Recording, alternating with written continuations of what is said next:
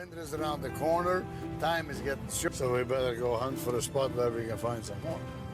Nos últimos meses, uma sombra pairou sobre a comunidade da Corrida do Ouro, lançando um véu sobre a empolgação que normalmente acompanha uma nova temporada de mineração. Durante anos, os telespectadores sintonizaram esperando o rugido dos motores, o barulho das pedras e os gritos triunfantes da equipe Beats. Mas desta vez, algo estava diferente. Os fãs que assistiram à última temporada perceberam a mudança imediatamente. Não foi algo explicitamente dito a princípio, mas sim sentido. O formidável Tony Beats, o homem que parecia esculpido na própria rocha do Yukon, não era ele mesmo. Em outubro, o burburinho online era ensurdecedor, espalhando-se das sessões de comentários do YouTube a tópicos dedicados no Reddit. O que aconteceu com Tony? A pergunta pairava no ar.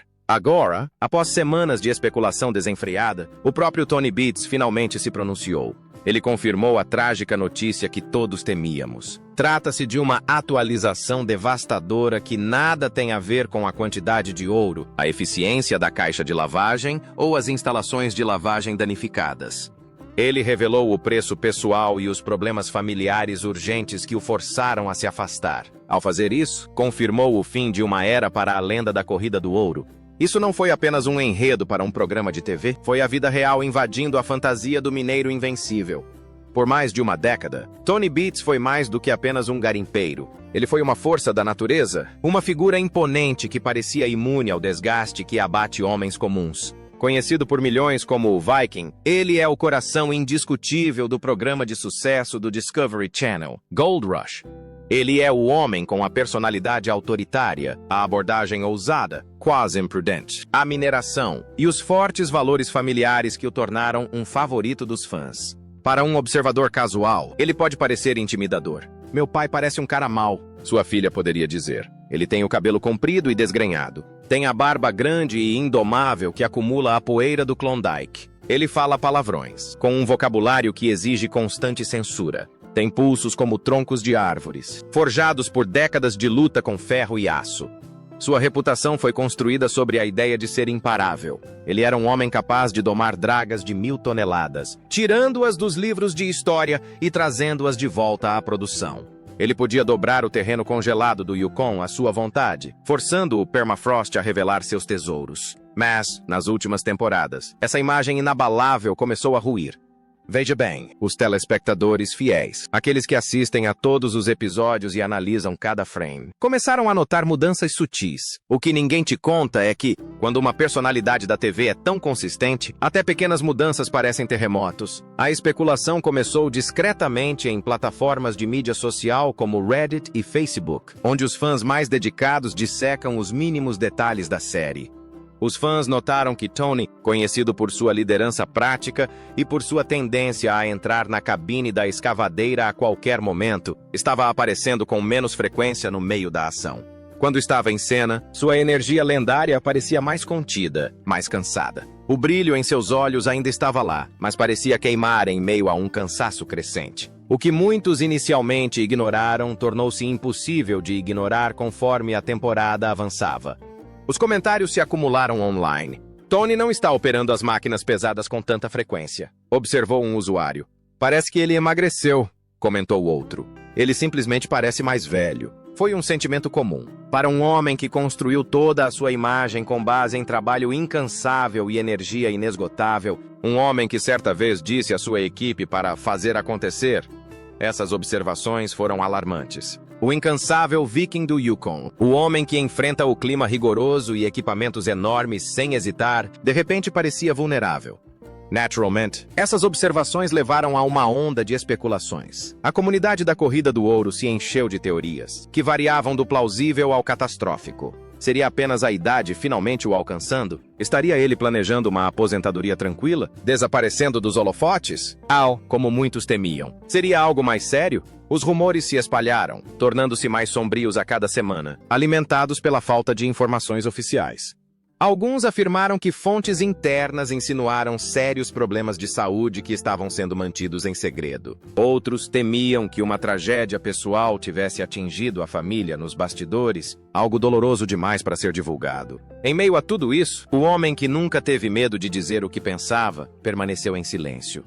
e aquele silêncio, para dizer o mínimo, era ensurdecedor. Só serviu para atiçar ainda mais a fogueira, com muitos fãs se preparando para o pior anúncio possível. Então, após semanas de crescente ansiedade e perguntas cada vez mais frequentes, Tony Beats finalmente se pronunciou sobre a situação. Então, basicamente, não adianta nem estar aqui. É tão pouco assim. É um grande evento. Em seu estilo típico, direto e sem rodeios. Um estilo que o tornou querido por milhões. Ele confirmou o que muitos temiam. As mudanças que as pessoas notaram eram reais e profundas. Ele explicou que estava passando por um período pessoal e familiar que exigiu que ele diminuísse o ritmo intenso de sua rotina habitual. Ele confirmou que os anos de trabalho fisicamente exigente, combinados com as condições duras e implacáveis do Yukon, finalmente cobraram seu preço. Isso não era um boato, era um fato frio e concreto. O homem que se esforçava mais do que qualquer outro, que tratava o sono como um luxo e o trabalho como uma religião, havia chegado ao seu limite. Ele também reconheceu que certos assuntos pessoais dentro da família exigiam sua atenção integral, obrigando-o a se ausentar das minas com mais frequência do que gostaria. Embora não tenha entrado em detalhes sobre sua vida privada, preservando a dignidade e a privacidade que sua família merece, sua franqueza esclareceu os rumores mais infundados. Mas a notícia principal, por si só, continuava sendo trágica para aqueles que o admiravam como um símbolo de perseverança. A era do invencível Tony Beats havia chegado ao fim. Ele não estava deixando o programa nem abandonando a mineração completamente, mas estava se adaptando a uma nova fase da vida. Ele estava transferindo mais responsabilidades práticas para seus filhos. O Viking estava, pela primeira vez, admitindo publicamente suas próprias limitações. Mas para entender por que essa notícia teve um impacto tão grande e por que a comunidade reagiu com tanta emoção, é preciso conhecer o homem que ele era antes da chegada das câmeras. É preciso compreender a trajetória que o levou a esse ponto. Tony Beats não nasceu rei do Klondike. Ele nasceu em 15 de dezembro de 1959, em Widnes, uma vila agrícola tranquila e varrida pelo vento na Holanda. Sua história não começa com privilégios ou ouro em pó, começa com terra sob as unhas e o cheiro de gado. Ele veio de uma família trabalhadora que dependia da agricultura para o seu sustento. Crescendo nesse ambiente, Tony aprendeu o valor da disciplina, da responsabilidade e da resiliência desde uma idade em que a maioria das crianças ainda está aprendendo a brincar com brinquedos. Veja bem, a vida na fazenda é implacável. Ela não se importa se você está cansado, se está chovendo ou se você preferiria estar fazendo outra coisa. As vacas precisam ser ordenhadas, os campos precisam ser cuidados e o trabalho precisa ser feito. Mas eu não me via como um fazendeiro, refletiu Tony mais tarde. Então decidi que a coisa mais sensata a fazer era simplesmente desistir, dar o fora e ir fazer outra coisa. No entanto, antes de partir, a fazenda o moldou. Exigia madrugadas, trabalho físico intenso e atenção constante à terra e aos animais. Havia pouco espaço para preguiça ou reclamações. Todos na família tinham um papel e Tony logo entendeu que o trabalho vinha antes de tudo. Quando adolescente, ele não se limitava a fazer tarefas domésticas. Assumia responsabilidades de adulto, operava máquinas, cuidava dos animais e tomava decisões que impactariam as finanças da família. Essa experiência precoce lançou as bases para o homem que vemos hoje. Forjou sua forte vontade, sua resistência física e sua famosa atitude direta e pragmática. Se algo está quebrado, consert. Se algo precisa ser feito, faça. Mas a vida em Widnes era limitada. Era uma pequena comunidade com um futuro previsível. Tony observou em entrevistas que percebeu que, se ficasse, sua vida seria um reflexo da de seus pais. Seria estável, talvez, mas pequena. Ele queria algo maior. Esse desejo de mudança se intensificou ainda mais depois que seu pai teve problemas de saúde, transferindo ainda mais responsabilidades para os ombros do jovem Tony. A situação o fez amadurecer rapidamente, mas também o fez perceber o quão difícil a vida na fazenda podia ser para o corpo e o espírito. Ele viu o preço que isso cobrava e soube que precisava de um caminho diferente.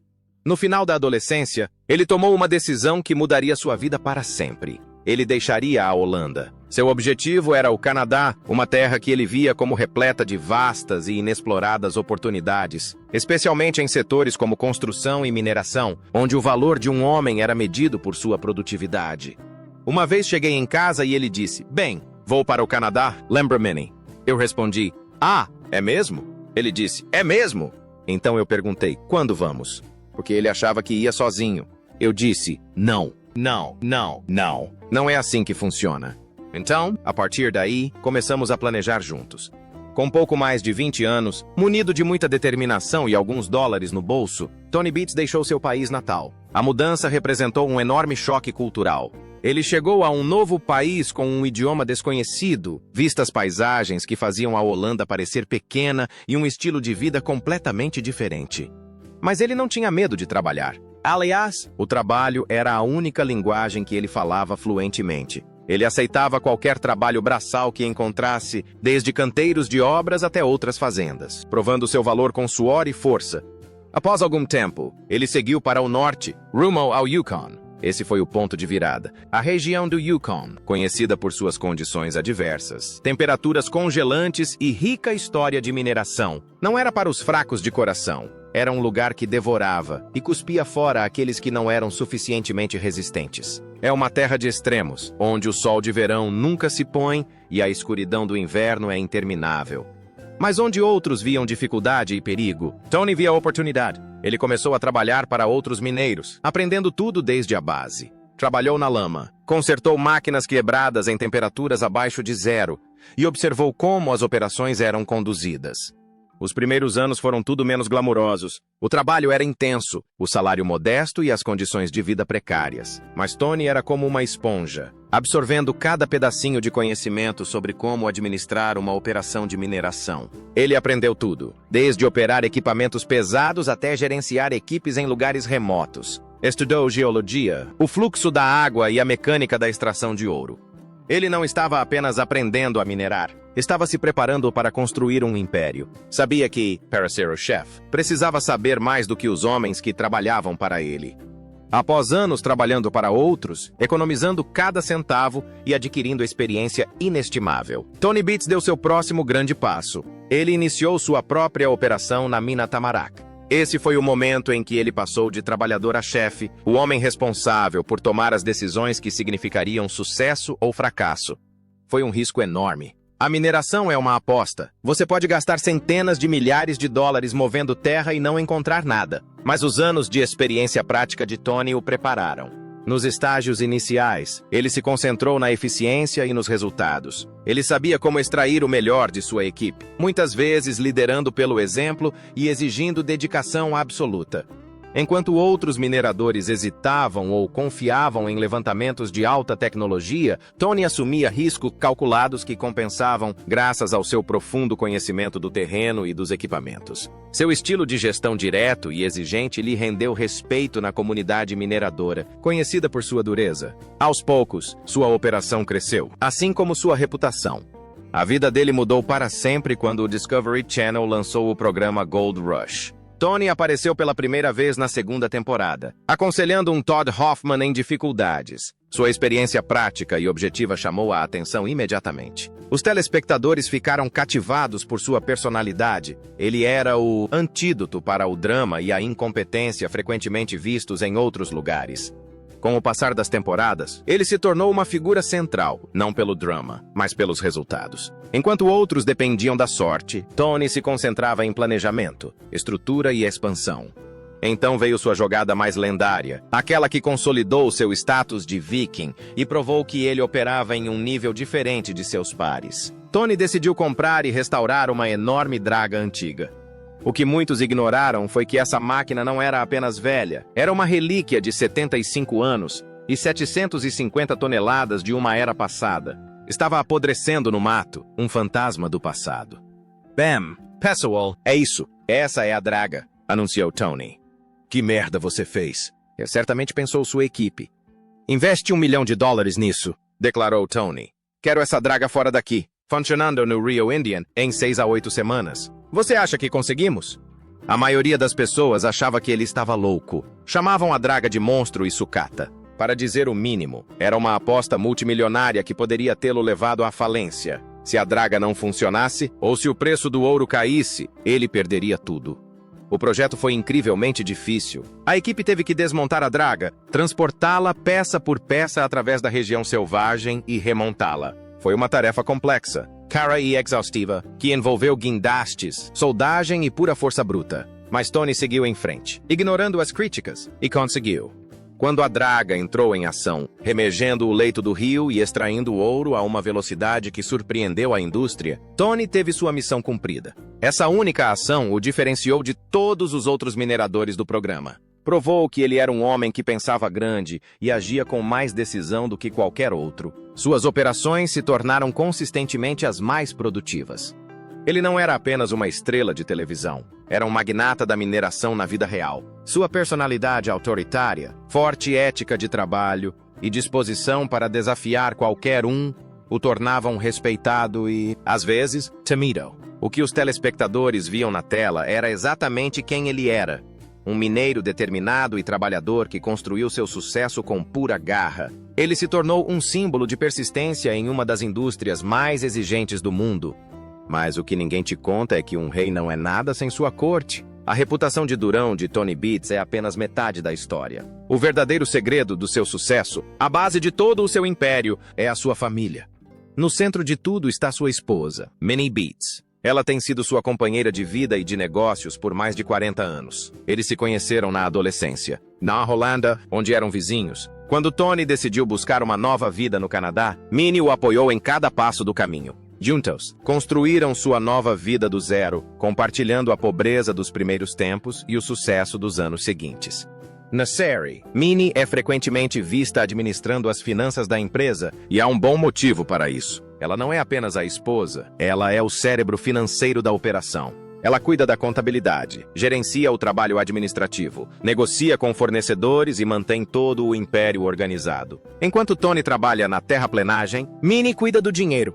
Vai ser um esforço de família. Minnie costuma lembrar a eles. Vamos em frente. Encarem isso. Vamos fazer acontecer. Quer dizer, é tudo o que vocês podem fazer, certo? Dediquem-se ao máximo. Como família, nós conseguimos. Então, vamos lá. E dito isso, mãos à obra.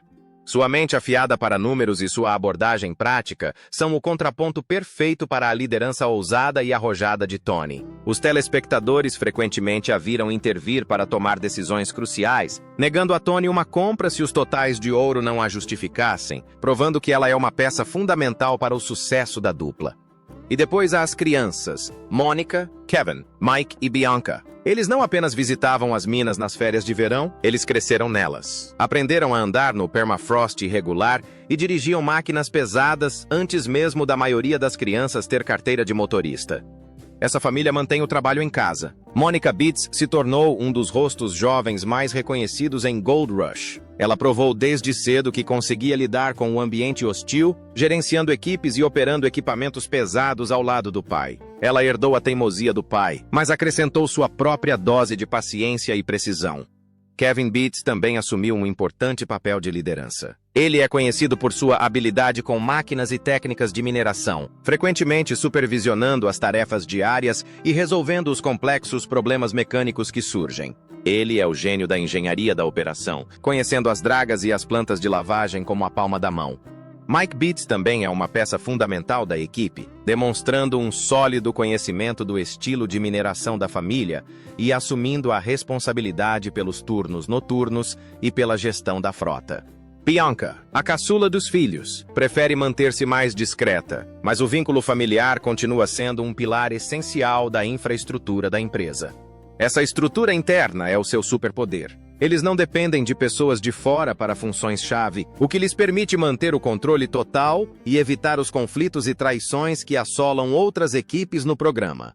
O estilo de comunicação direto e sem rodeios da família é famoso. Claro, eles discutem, alto e acaloradamente, especialmente em situações de alta pressão. Mas eles resolvem tudo com um objetivo em comum. A confiança mútua é o que mantém o Império unido. Tony e Minnie construíram mais do que um negócio. Construíram um legado multigeneracional. Criaram filhos capazes de sobreviver na natureza selvagem e de administrar uma corporação multimilionária. Isso nos leva de volta à notícia e ao que ela realmente significa para o futuro.